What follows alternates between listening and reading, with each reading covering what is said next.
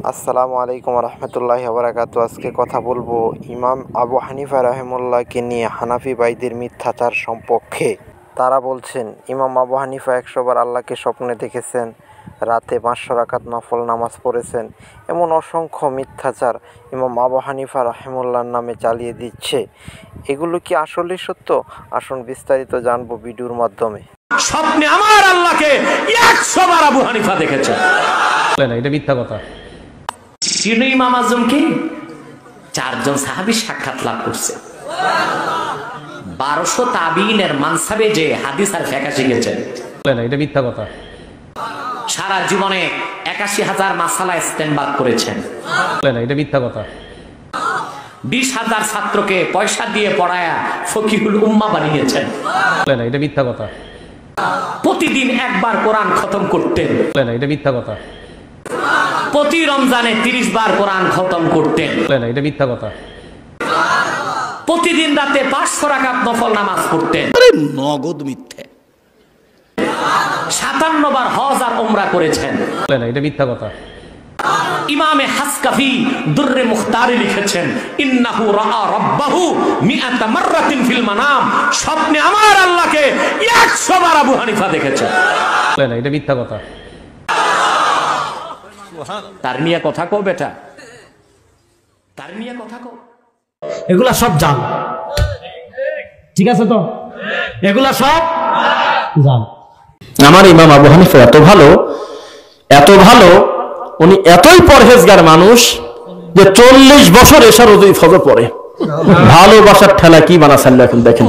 অথচ আমরা মূলত তাকে ভালোবাসি, কেননা তিনি কত পরিমাণ আল্লাহকে ভয় করলে এই কথা বলা সম্ভব।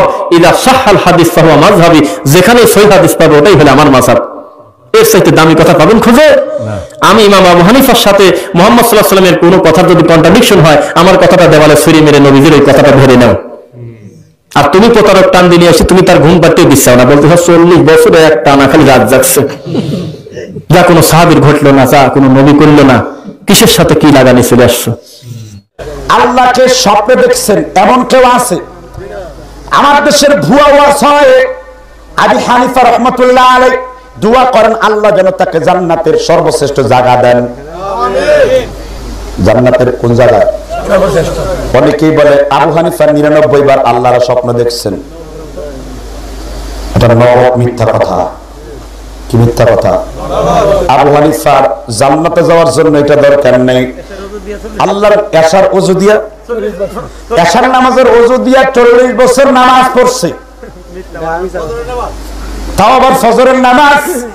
একটা বিষয় ভালো করে বলে নেই, কারো আমল যদি নবীর থেকে বেশি হয় ওই আমল ইসলামী আমল নয়, ওই আমলের কোনো মূল্য নাই।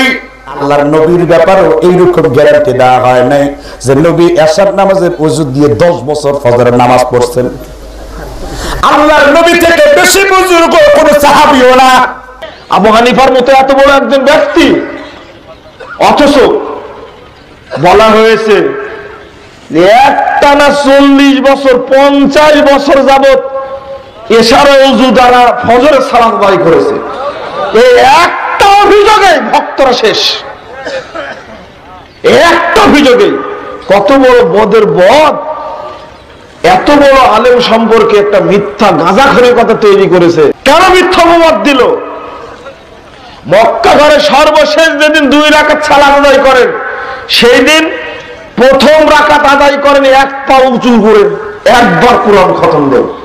দ্বিতীয় রাকাত আদায় করেন আরেকবার কোরআন খতম দেন। আচ্ছা, আপনার একবার 1 পায়ের উপরে দাঁড়িয়ে কোরআন খতম দিয়েছে 1 রাকাতে, পরের রাকাতে আরেক পায়ের উপরে দাঁড়িয়ে আরেকবার কোরআন খতম দিয়েছে। বলেন এত বড় গাঁজাখড়ি কথা হয় কি? বলেন দেখি, এটা কি ইমাম আবু হানিফা করেছেন? এটা বিশ্বাস হয়? এইভাবে অন্ধ অনুসরণ তৈরি হয়েছে। লাস্টে লিখছে কি জানেন? যে ইমাম আবু হানিফা রাহিমাহুল্লাহ এতই বড় পরেজগার ব্যক্তি ছিলেন, তিনি এশার সময়তে ওযু করতেন, আর ওই ওযুটা দিয়ে একদম ফজর পর্যন্ত নামাজ পড়তেন। একদিন, 2 দিন, 1 সপ্তাহ, 2 সপ্তাহ না, একদম টানা 40 বছর। বলুন এটা সম্ভব? আরে যারা এইসব কাহিনী লিখছে, ঘটনা লিখছে, তারা মানুষ না পায় জামা বুঝতে পারি না। আবু বকর ওমর রাদিয়াল্লাহু তাআলা আনহুমা জীবনে কোনোদিন এশার নামাজের ওযু দিয়ে এক ওয়াক্ত ফজরের নামাজ পড়েন নাই।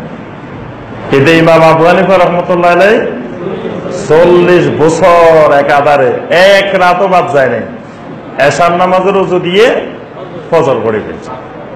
তাহলে সেই ইমাম আবু হানিফা রাহমাতুল্লাহ আলাইহি আবার ভুল করে কেমনে? কারণ উনি 40 বছর ধরে এশার ওযু দিয়ে ফজর পড়ছেন। তাহলে রাত্রে উনি ঘুমও যান নাই 40 বছর, রাত্রে উনি স্ত্রী পরিবার পরিজনের হক আদায় করেন নাই, তারপরে উনি রাত্রে খাওয়া দাওয়াও করেন নাই, প্রস্রাব পায়খানাও হয় নাই, মানে সবকিছু থেকে মুক্ত, মানবীয় প্রকৃতি থেকে মুক্ত এক মানুষ ছিলেন ইমাম আবু হানিফা রাহমাতুল্লাহ আলাইহি। এই জন্য উনি ভুল করতে পারেন না। আবার উনি মসজিদে হারামের মধ্যে বাইতুল্লাহর ভিতরে ঢুকে এক দাঁড়ানোর মধ্যে উনি পুরা কোরআনে কারীম পড়ে ফেলছেন। নবী সাল্লাল্লাহু আলাইহি ওয়াসাল্লাম জীবনে কোনোদিন আপনার এক দাঁড়ানো বা এক রাকাতে পুরা কোরআনে কারীম পড়ে ফেলছেন এরকম কোন দলিল প্রমাণ নাই। বরং নবী সাল্লাল্লাহু আলাইহি ওয়াসাল্লাম 3 দিনের কমে কোরআনে কারীম শেষ করতে, হিফজ করতে, আপনার খতম শেষ করতে নিষেধ করতেন। অথচ ইমাম আবু হানিফা রাহমাতুল্লাহ আলাইহি এক রাকাতে শেষ করে ফেলছেন। আমি কিছুক্ষণ আগে হঠাৎ করে ইন্টারনেটে ঢুকেছি, তখন একজনের একটা কাহিনী বাক্য শুনছিলাম, তখন আশ্চর্য হলাম। কয়বার আল্লাহকে দেখেছেন? কথা তো এখানে, তাই না? বাংলাদেশে যার ভিজিট অনেক, যার বক্তব্যে লক্ষ লক্ষ মানুষ হাজির হয়, যের কথা মানুষ মূল্যায়ন করে, তিনি বলছেন ইমাম আবু হানিফা 100 বার আল্লাহকে দেখেছেন। আবার তিনি বলছেন যে আল্লাহ নিরাকার। আশ্চর্য কথা, যদি নিরাকার হয় তো আবু হানিফা দেখছে কি? যদি নিরাকার হয় তো দেখলো কি?